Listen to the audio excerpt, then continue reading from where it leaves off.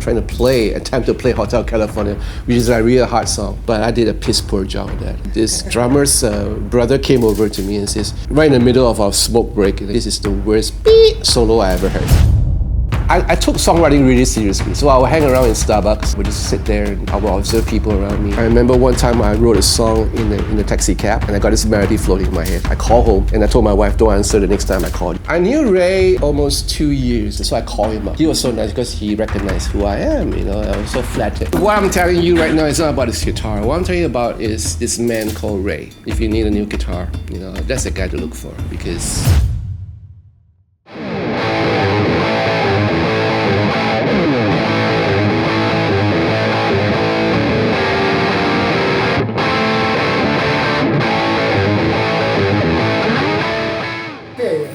Jonathan Koh, welcome to Shue Guitars. It's an honor to have you here today.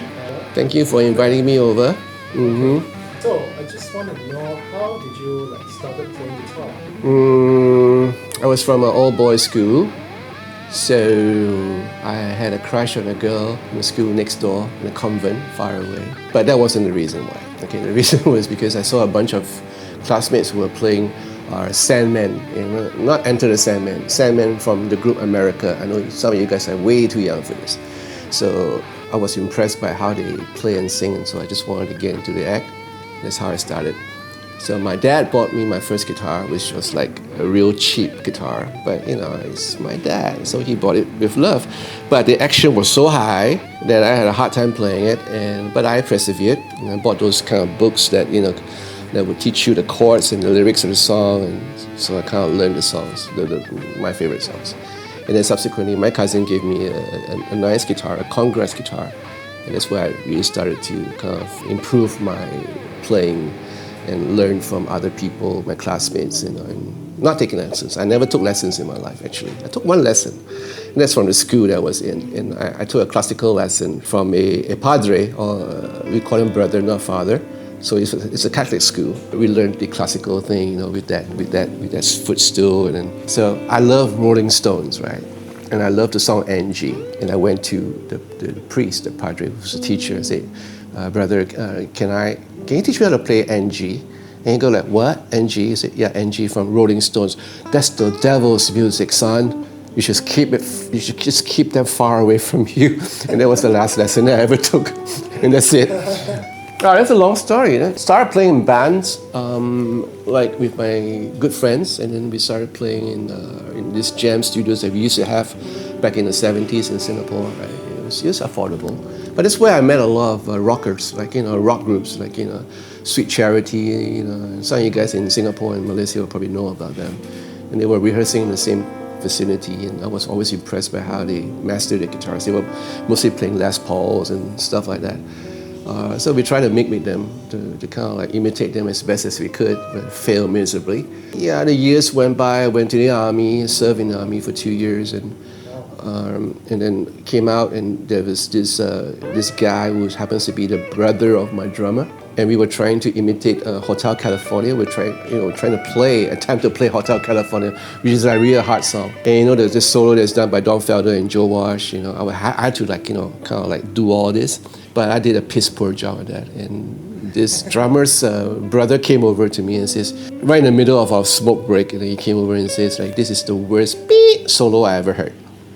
Right to my face. And I'm going but I wasn't devastated. I wasn't feeling intimidated at all. I thought that he was telling the truth, because I know in my heart that I really suck at that. So I went home and I kind of played the vinyl countless times.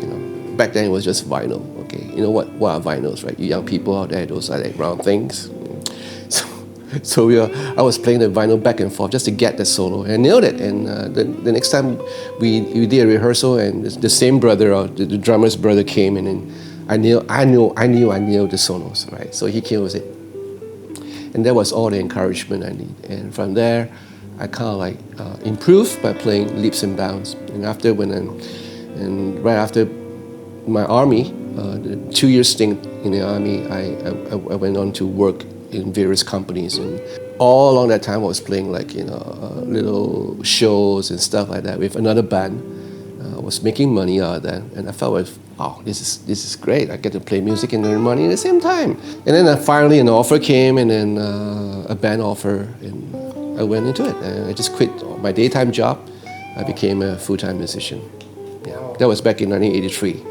Oh, it was just a hotel lounge kind of band, and yeah, we were playing all the top 40s, so Casablanca, all the songs. So it was good. It was a chance for me to sing and to discover all the things that you need to do to play live, like the singing and the dancing and the movement and the playing and the entertainment, how you react to a crowd. I kind of evolved to the showmans in the 80s, where we have rockers with all the get-up, the boots and the spandex and everything. So it was good, it was great. So it was a learning curve. I guess when I was playing the band, that was my educational period, because I was learning a whole lot of stuff from other people, including guys from Malaysia, like Headwind. I love Headwind. All the guys in Headwind, they are all my good friends, and they were so generous in sharing stuff, So we learned from the best. We got bands from Philadelphia, from the Philippines, and even from UK, from London. So there are a whole lot of stuff that I could share, but I'm not going to share them today. But it was a great learning experience. Yeah.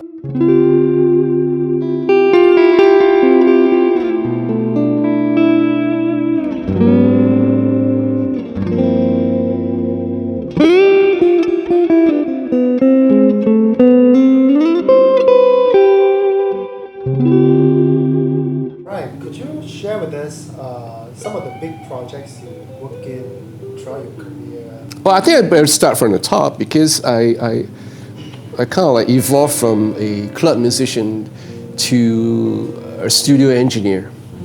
So I was working 3 years as a studio engineer, and that's the time when I got to meet a lot of Taiwanese producers.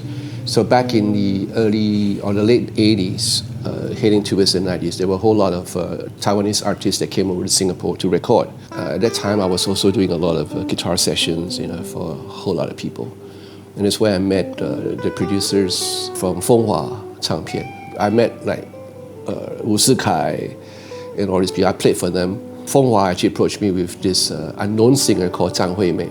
And then Ma Yifeng, who happens to be the producer, who happens to be a dear friend of mine, asked me to write a song, for her. And so I wrote a song. So the song happens to be 解脱 for her first album. Fact is, I wrote 2 songs for her first album, for Zhang Huimei's first album. I didn't know, it became a hit. So, great.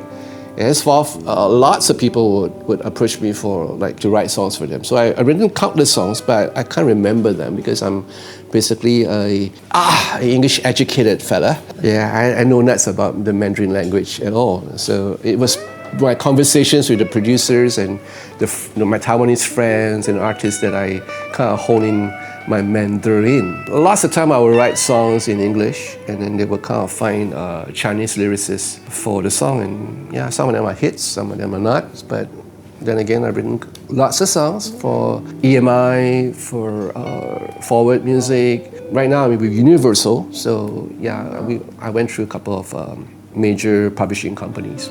Yeah. So to date, production-wise, I produced for Eric, May, Jiang Miqi, if not mistaken, and a couple others, but mostly for songwriting. So this trend of producing an artist mainly stems from the fact that you wrote a song for the artist and then you get to produce. But I'm not the kind of guy, because I like I said, I know nuts about Mandarin, so I can't possibly produce their vocals, except for Eric, Eric Mu, Wu Jixian, because he trusted me, so I'm fine. Well, let's give an example of Liang Yongqi's 一夜长大. Right, so that was an interesting song because, I took songwriting really seriously. So I would hang around in Starbucks. I would drink my macchiato, and I would just sit there and I would observe people around me, and I would kind of study their body languages. And so sometimes, you have couples coming in and they will be like in the middle of a quarrel, or I got a couple, coming in all lovely-dovely and snugging and all that, and then old couples, young couples. So you kind of like look at them and kind of imagine like what sort of life they're living. The title is 一夜长大, but my my English lyrics was totally different. You know, the English title was "I Just Want to Know." I just want to know. You know. So it's like a guy asking a girl, like, you know, what are your actual feelings for me? You know, we could be going as a couple, we could be having a relationship, you know, but what do you actually think of me? Are you gonna marry me in the end? Do you love me as much as I hope you do? So that was a question in that song. But Jonathan Lee Johnson, you know, he wrote the lyrics and he kind of like went to another place with it, which is kind of similar, but yeah, almost the same. So me and Lee Johnson kind of like had a sort of a working relationship for a while, you know. But then I was busy in my own thing. He was busy. He was based in Canada at the time, and then we kind of like didn't have the opportunity to work together. But I find that he's an incredible lyricist. I work with a lot of lyricists, a lot of good lyricists, even though I suck at Mandarin. But you know, I kind of like ask my wife, you know, oh, what is this all about? And she kind of explained to me what the lyrics are. So it's pretty cool. Writing songs is easy for me because I have lots of melodies going on in my head. I remember one time I wrote a song in a taxi cab, and back then there was no like handphone, like iPhone you can record and make notes. Back then I have my answering machine. So I was in the back of the cab and I got this melody floating in my head. I called home, my own home, and I told my wife, don't answer the next time I call, just leave it as an answering machine. And I just hummed the melody inside the answering machine. Wow. And the next day I got to improvise that song and send it to EMI. And that song, yeah, became another song, which I will not say.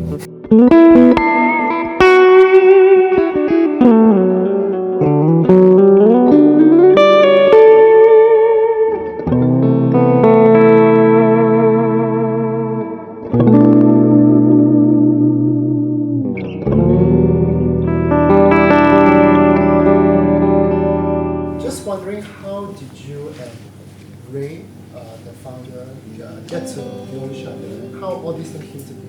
I knew Ray like almost 2 years, I guess. I heard about his guitars by word of mouth, actually, and then through the internet. And I saw, I just kind of like the design that he has, which is really interesting. And I went through a whole lot of guitars. As some of you might know, I have a YouTube channel, so I review a lot of guitars. But I found that his guitars were a bit different from the run-of-the-mill guitars from all the major brands. You know, and I was kind of interested, so I called him up. I actually got his number from someone else, and then he was so nice because he recognized who I am. You know, I was so flattered. Oh, he knows me. So he was really kind to me, and he told me that, okay, I'll fix you up with a guitar if you want. I said, okay, fine. Who doesn't want a free guitar, right? So I said, okay, but I want this, I want this, and he delivered. So there was this, the first guitar he made for me was, I named it Leah. And he didn't know me that well back then. So he made me a 24 fret guitar on the 25 scale length. So 24 fret is like, you know, is something that is overwhelming for me. I can't even learn how to play on the 22 frets. 24 frets is like, whoa. You know, so I didn't get to play the guitar a lot because I love the guitar. I didn't dare to bring it out because it was made of exotic woods and stuff like that. And the next time I told him, I said, look, I want you to bring a guitar for my shows, you know, for my concerts. And then he asked me what I wanted, and I gave him what I wanted. Like, you know, I wanted a flame maple top, but I didn't want to go too far in because I was thinking about people procuring this guitar because I didn't want it to be too expensive. So he did a real nice maple top in kind of a cherry red, orangey red, really nice summery feeling, and the pickup configurations that I wanted, and the neck shape, you know. So I took a chance because he did a soft V neck shape for me. This is a soft V, and it was really comfortable. And I like the way he does his neck. He's very different from the rest of the guys, you know, that I've encountered. The rest of the guitar man, his necks are really quite well finished, but not overly done, like, you know, sticky and stuff like that. It's really comfortable. And I like the way that he does the tin. I don't know if you can capture this in the light, but the way the tin is. Yeah, and the fretboard are like, you know, he would use all kind of wood, you know, but I wanted Indian rosewood, so he gave me East Indian rosewood. No, He gave me Indian rosewood. Yeah, the Indian rosewood, not the East Indian rosewood. He kind of explained to me the difference between these two. And then I wanted a reverse headstock, so you kind of find this thing going up. And then, but this is another story altogether. So that was the second guitar they made for me, which went really well, which I played countless shows in China with it. And then subsequently, winter, autumn starts to happen in China, and then we're still playing shows. And I told him, look, I want a kind of a winter kind of a theme. And the good thing about Ray is that he can kind of visualize what I want in my head. He kind of understands what I want in my head. So I told him that I want a sort of a pre-winter kind of a skyscape, like there is a storm brewing behind, and it's kind of dark, and for this time I don't want alder, I don't want mammy wool, I want ash, right? This is swamp ash, right? Ash, right? So an ash body, and he says, do you want to chamber it? I said, yeah, why not? So he did chambering, and then the color scheme I wanted like a red kind of thing with a dark, brooding kind of a cloud kind of thing. I just kind of explained to him what I wanted, and he came up with this, which is like, when he first did it, he has a horrible phone, right? I'm not going to name the brand of phone, but he has a horrible phone, and he took a couple of pictures of it, and then he sent it to me, and I'm going like, no, that doesn't seem right. And then when he brought his guitar to Singapore, I was like, whoa, that is the color, that was exactly the same thing that I want in my head. And that's the thing about Ray, he kind of like bring whatever you have visualized in the head to life. Hence, lots of guys were like, especially when I'm on tour, even my FOH engineer in the front of house, he loved his guitar, so he bought one too, but he bought it in a different shade. He called it Aurora green, because he just came back from Iceland, so he saw and he just wanted the same color. And yeah, I love the color until today. For the pickups, I told him what I wanted, so he kind of did everything for me in a real nice way. So these are Maggie Goring products, but I told him to lower down the gain a little bit. And then this is the Sham Kamikaze single coil, which is really nice. And then a couple of changes in electronics. So I have a neck to bridge switch over here. All right, and then I have a switch here to activate the mid boost. Right, and this is where you can kind of control how much mid boost you want. And this is with the I think this is a 510, I'm not mistaken. Back then Ray was still using the 510s, but I changed the saddles because I didn't like block saddles. So I'm anal that way, so I got my own bent steel saddles. Right, that's about it. And like always, hardware are like top quality. Like you got this Goto locking tuners. In case you haven't noticed, I have my name here in Chinese, which I don't understand, but that's my name, all right. Yeah, and it's made in Malaysia. And of course, you have like really nice fretboard work. The frets are really nicely done. These are stainless steel frets, jumbo frets, and tuss nut. And then I have sort of a rollover, right? Nice. So this is like a really comfortable neck for me. And the best part, I didn't knew he put limelays on the side here. These are all limelays.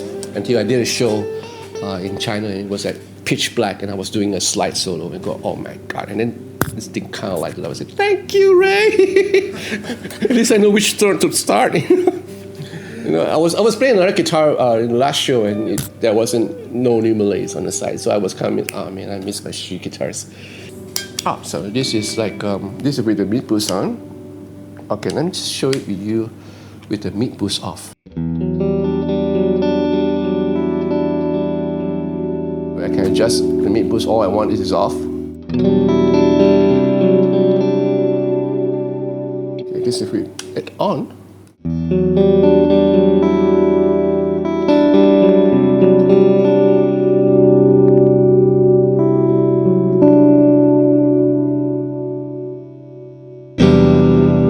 I don't call it a mid boost per se. It's more like a low mid boost. It has a certain characteristic to it. You can hear a little bit more shimmering on the high ends. And then if you kind of like push up that adjustment, you're gonna get a really nice sound. Like,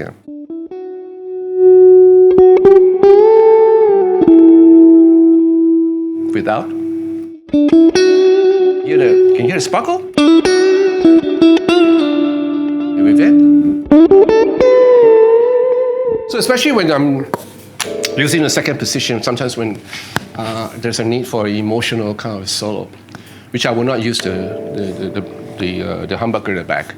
I would use the number 2 position with the mid boost. Without the mid boost, you'll sound something like this.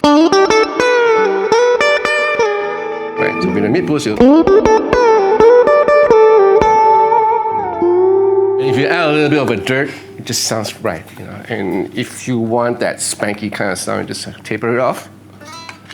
Or just turn it off entirely, and then it has a different kind of sound altogether. So you can tell the difference, there's a sparkle to it. That.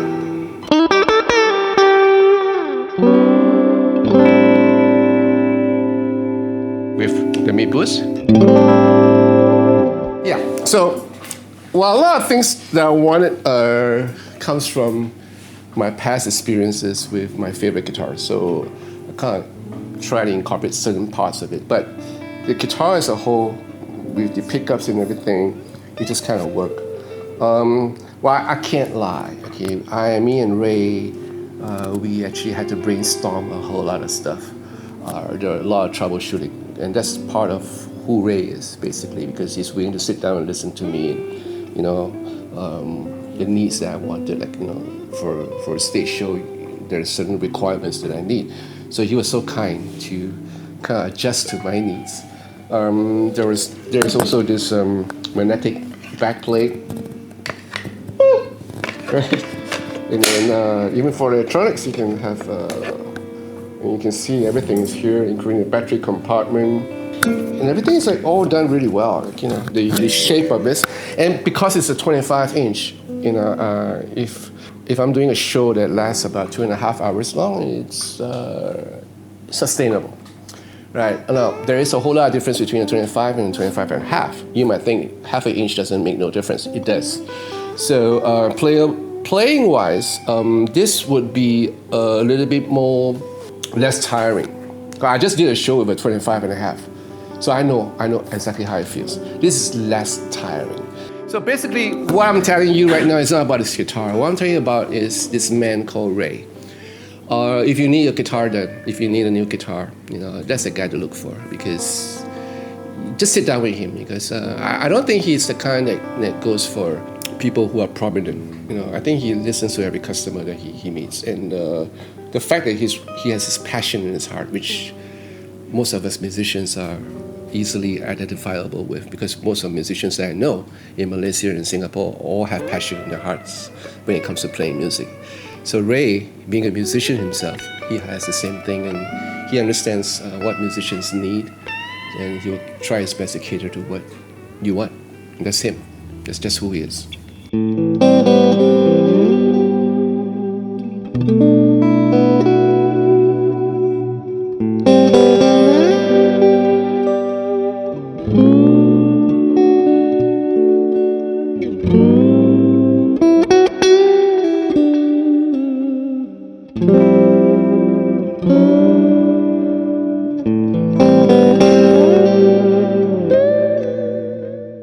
Well, I'm currently on tour with Eric Moo, so we're going to tour for a while. So the shows are basically mostly in mainland China. Of course, we'll be doing some shows in North America and Canada soon next year, as well as one in Genting Highlands in Malaysia. Wow. As far as projects are concerned, there is sort of an album that I'm starting work soon. I'm procrastinating as usual. So that will be interesting because, I'm 65 years old. I just passed my 65th birthday. So when you pass a certain age, you have different kind of vibe, kind of feel and thinking and thoughts. So that'll be interesting. I mean, the last project I'd done for an album was when I was like 61, 62, way before COVID. Yeah, so we'll see. Yeah. I think the thing is, lots of musicians that I've seen. Well, I'm not talking about Malaysia because I believe Malaysia have loads of good musicians. You know, like my godson. In case you don't know who my godson is, go and find out. He doesn't pay me enough to advertise his name. Anyway, so there are a whole lot of musicians, including the one who's interviewing me right now. Great guitar player. You know? But I think the thing is, it's a very different environment today as compared to when we were starting out. I think a lot of us started out in the 80s or in the 90s, where music is a different media altogether. We didn't have handphones, we didn't have YouTube, we didn't have Instagram and stuff like that. So lots of people were like enjoying music for what it is. I remember saving up money to buy my favorite albums, going home, rushing home and put on my headphones and listening to the whole album in its entirety. And not skipping songs like what they do now, you know, from iTunes, you know, just scroll through songs. Back then, we couldn't afford to scroll through songs. We save up a whole month for an album. So we just sit down and listen to the whole album like reading a book, you know. And I think that's where my musical education started from, like, you know, listening to the production back then. And there were great productions back then. You know, I was listening to Elton John, Goodbye Yellow Brick Road album back to back with Captain Fantastic, you know, and some of the Pink Floyd. So you Pink Floyd fans would know, like, you know what I'm talking about. That whole album, the whole album concept. Led Zeppelin, for example, you know, and the evolution of storytelling in the album format to pop, like what we see today with Taylor Swift and all that. So it's a kind of slow transition, but the kids these days, or rather young ones these days, they need to sit down, you know, settle themselves down, put away their iPhones, put away their iPads, and just listen to an album, listen to more music, you know. And I'm not saying this because I'm an old fart. You know, I'm just saying this as a teacher, because I do teach, and lots of my students don't listen to music. They don't even know, for example, who is Elton John, who, you know, who is Billy Joel, for example, you know, or even now, like, you know, they're kind of asking me who is Steve Vai. You know, so they're young, you know, they're young, so they need to be in line. If you have the passion to be a musician, then you must inculcate the passion of listening to music. You know, how do you learn a language? You listen to the language. How do I learn how to speak Mandarin, for example, which I really suck, but I learned because I mimic these Taiwanese producers talking to me in Mandarin. I'm going like, what? Into, 我会讲华语，我会听，但是我不会写. To that extent, because I was just listening and mimic, like, you know how we learn our mother tongues. We don't come up from our mother's womb speaking Hokkien or Tamil or Malay. We have to learn from our parents. It's the same thing, same concept. So we need to, I believe the young musicians, if they have the passion in their hearts to learn music and to be a great musician, they have to listen to great music. And that's how you learn. My godson, he got really heavily influenced by his dad, who is a dear friend of mine, who is sitting right in front of me anyway. So I had to say good things about him anyway. So, but he's a dear brother of mine, and he's a great musician.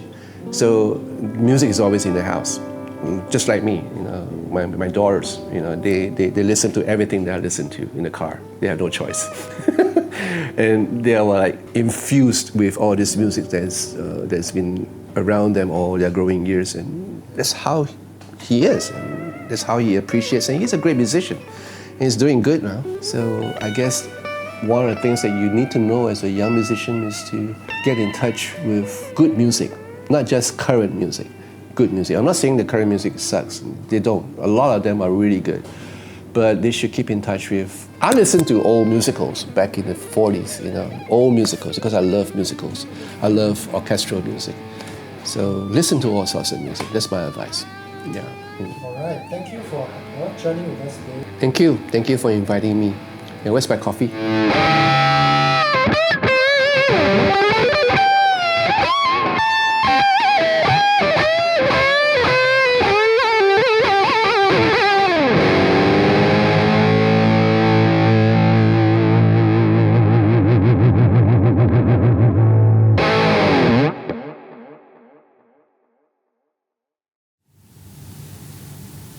Wow, so nice at the video. Have you subscribed our channel yet? If not, don't forget to subscribe and help to share our video. Also, please leave your comment here. Thank you.